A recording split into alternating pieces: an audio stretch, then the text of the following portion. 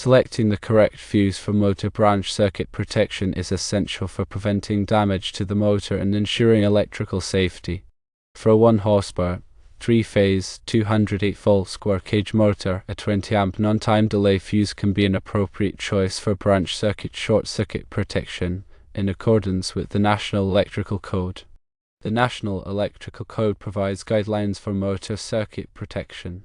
The code mandates that motor branch circuits be protected against overcurrent, which includes both overloads and short circuits. Overload protection is designed to protect the motor from running at currents higher than its rated full load amps, which can cause overheating and damage. Short circuit protection, on the other hand, is intended to quickly interrupt high fault currents that could occur during a short circuit condition. To determine the correct fuse size, it is necessary to refer to the motor's nameplate, which provides the motor's full load amps. The full load amps value is the current the motor draws when operating at its rated horsepower and voltage. Once the full load amps is known, the National Electrical Code provides tables that specify the maximum allowable overcurrent protection device size for different types of motors and protection devices. For a square cage motor, the National Electrical Code typically allows the use of fuses or circuit breakers for branch circuit protection. The maximum allowable fuse size depends on the type of fuse used. Non-time delay fuses, also known as standard fuses, are designed to open quickly when subjected to overcurrent. Time delay fuses, also known as dual-element fuses, are designed to withstand temporary overloads such as those that occur during motor starting without opening. Because motors draw a high inrush current during starting, time delay fuses are often preferred for motor circuits. However, non-time delay fuses can also be used if the size is carefully selected to provide adequate short circuit protection without causing nuisance tripping during motor starting. According to the National Electrical Code, the maximum allowable size of a non-time delay fuse for a square cage motor is typically 300% of the motor's full load amps. However, this value may vary depending on the specific motor characteristics and the application. It is always important to consult the National Electrical Code and the motor manufacturer's recommendations to determine the correct fuse size. To verify that a 20-amp fuse is appropriate for a 1 horsepower, 3-phase, 208-volt square cage motor, it is necessary to determine the motor's full load amps from its nameplate. Based on typical values, a 1 horsepower, 3-phase, 208-volt motor typically has a full load amps rating of approximately 4 amps. Multiplying this value by 300% yields a maximum allowable fuse size of 12 amps. However, the National Electrical Code also allows the use of the next highest standard fuse size if the calculated value does not correspond to a standard fuse size. In this case, the next higher standard fuse size above 12 amps is 15 amps. Therefore, a 15-amp non-time delay fuse would be the maximum size permitted unless otherwise specified in the motor documentation. Furthermore, the National Electrical Code in Section 430.52 discusses the rating of setting for motor branch circuit short circuit and ground fault protective devices. Table 430.52 provides maximum percentages of motor full load current for various types of protective devices. For non-time delay fuses, the maximum percentage is typically 300% as previously stated. For example, if the motor full load current is 4 amps, then 4 amps multiplied by 300% equals 12 amps. Since fuses are available only in standard sizes, one is permitted to use the next higher standard size fuse if the calculation doesn't result in a standard fuse size. Standard fuse sizes include 15 amps, 20 amps, 25 amps, 30 amps, 35 amps, 40 amps, 45 amps, 50 amps, 60 amps, and so on. If the calculation resulted in, for example, 17 amps, then a 20 amp fuse could be used. This is because 20 amps is the next higher standard size. However, if the authority having jurisdiction, also known as the OJ, determines that the size is too high, then a smaller size is required to be used. It is important to note that these are maximum values, and a smaller fuse size may be necessary to provide adequate protection without causing nuisance tripping. If a non-time delay fuse rated at 20 amps is applied, the goal would be to make sure the motor starts and runs without blowing the fuse unnecessarily. The selection must comply with the code and protect the equipment. If a 20 amp fuse is installed and it causes nuisance tripping, then a time delay fuse may be more appropriate. The advantage of using a time delay fuse is that it can withstand the temporary inrush current that occurs when the motor starts. This is because time delay fuses are designed with a dual element construction. One element provides overload protection, while the other element provides short circuit protection. The overload element is designed to open slowly, while the short circuit element is designed to open quickly. This allows the fuse to withstand temporary overloads without tripping, while still providing adequate protection against short circuits. In summary, while a 20 amp non-time delay fuse may be used for branch circuit short circuit protection of a 1 horsepower, 3-phase, 208 volt square cage motor, one must consider the motor's full load current, the National Electrical Code requirements, and the specific application. The goal is to select a fuse size that provides adequate protection without causing nuisance tripping. Also, remember that the code is the minimum standard and the authority having jurisdiction may have additional requirements. The motor nameplate provides critical information such as the full load amps, voltage rating, horsepower, and service factor. The full load amps value is the current the motor draws when operating at its rated horsepower and voltage. The voltage rating indicates the voltage at which the motor is designed to operate. The horsepower rating indicates the mechanical power the motor can deliver. The service factor is a multiplier that indicates the motor's ability to handle occasional overloads.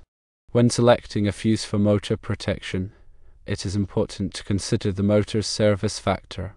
If the motor has a service factor greater than 1.0, it can handle occasional overloads without being damaged. In this case, a slightly larger fuse may be used to allow the motor to operate at its full potential. However, it is important to ensure that the fuse size does not exceed the maximum allowable value specified in the National Electrical Code. In addition to the fuse size, it is also important to consider the fuse type. Non-time delay fuses are typically used for general-purpose applications, while time delay fuses are preferred for motor circuits. Time delay fuses are designed to withstand temporary overloads, such as those that occur during motor starting, without opening. This is because time delay fuses have a dual element construction. One element provides overload protection, while the other element provides short circuit protection. The overload element is designed to open slowly, while the short circuit element is designed to open quickly.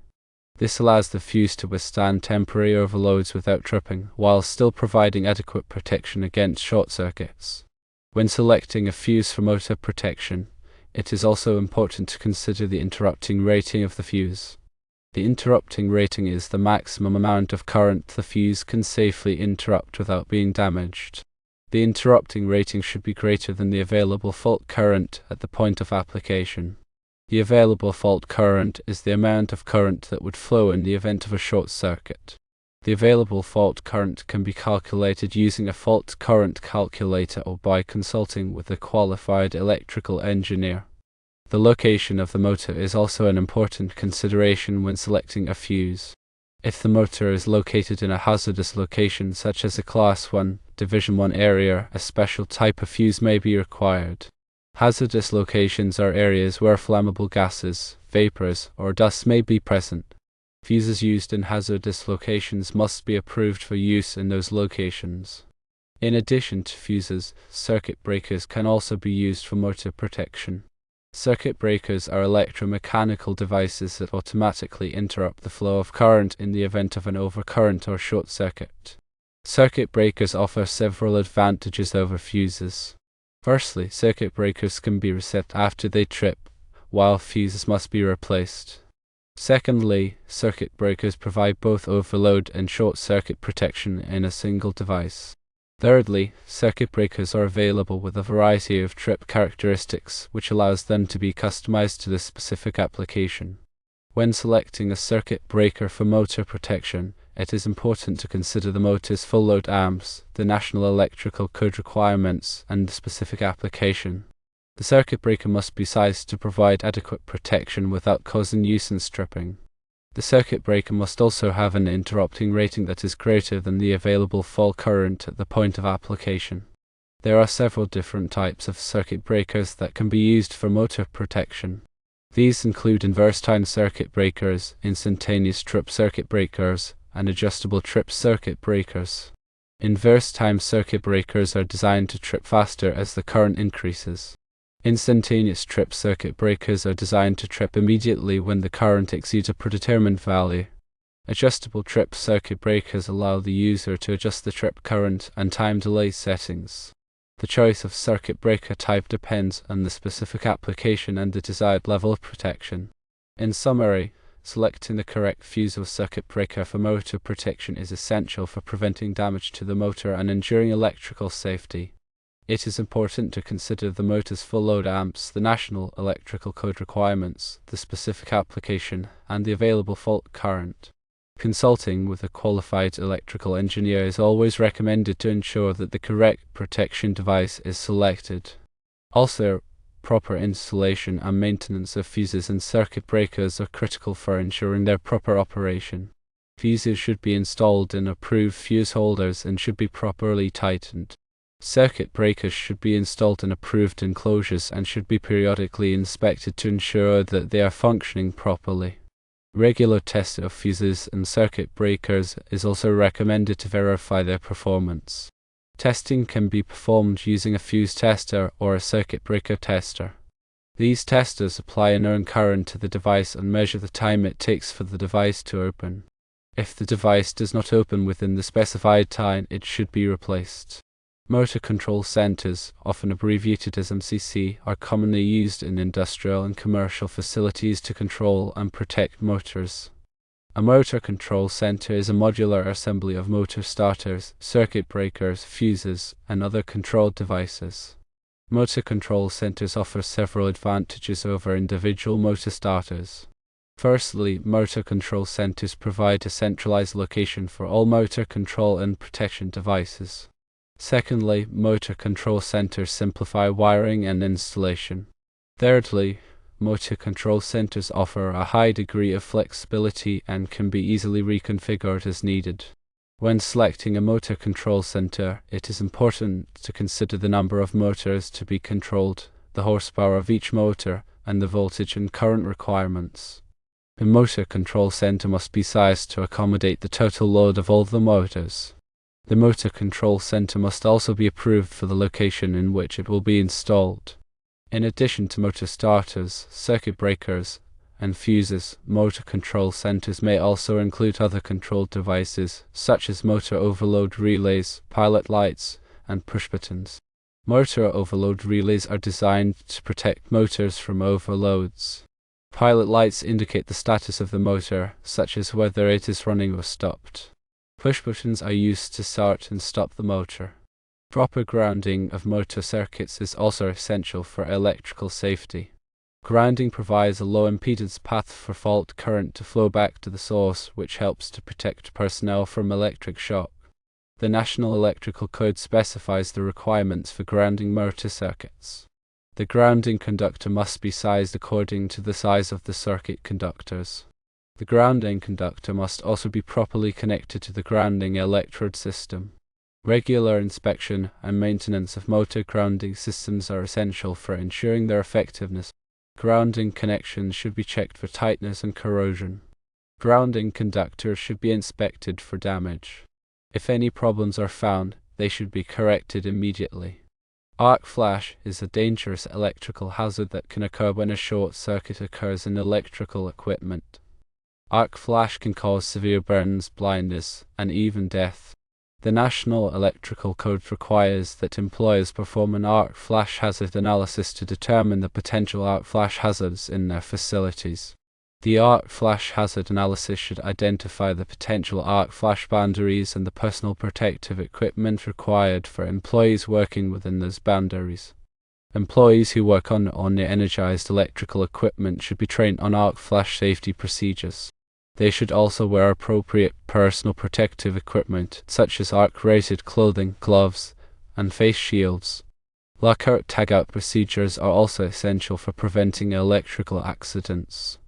Lockout-tagout procedures are used to ensure that electrical equipment is de-energized before it is worked on. The National Electrical Code requires that employers develop and implement lockout-tagout procedures for their facilities.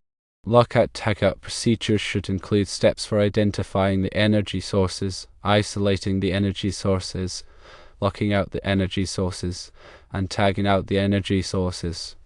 Employees should be trained on lockout-tagout procedures and should follow them whenever they work on or near de-energized electrical equipment. Electrical safety is a critical concern in any workplace where electrical equipment is used. By following the National Electrical Code requirements and implementing appropriate safety procedures, employers can help to protect their employees from electrical hazards.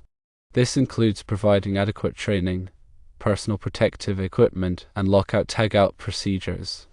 Regular inspection and maintenance of electrical equipment are also essential for preventing electrical accidents. By taking these steps, employers can create a safer working environment for their employees.